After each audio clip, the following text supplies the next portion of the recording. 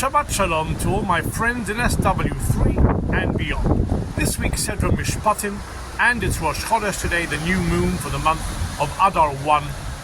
And we start 2 months of Simcha, Adar 1 and Adar 2, culminating in Purim on Adar 2, and then 2 weeks later, the month of Nisan, which is also a month of Geula, a month of redemption. And for redemption, we look about and we look towards eternal redemption. Redemption that doesn't need any more exile. That is where we are promised that we will be led once again by our old leaders.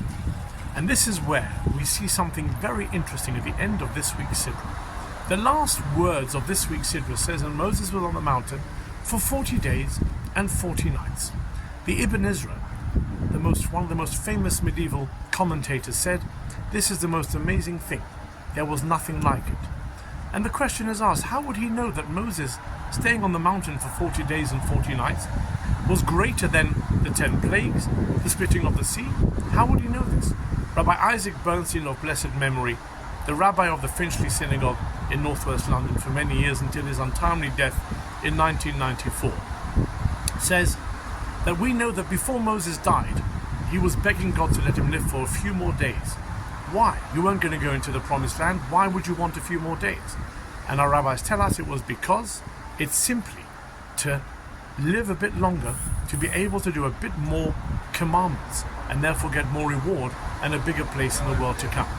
This is the same Moses who realizes if he goes up to the mountain for 40 days and 40 nights, he can't become a human, he becomes an angel.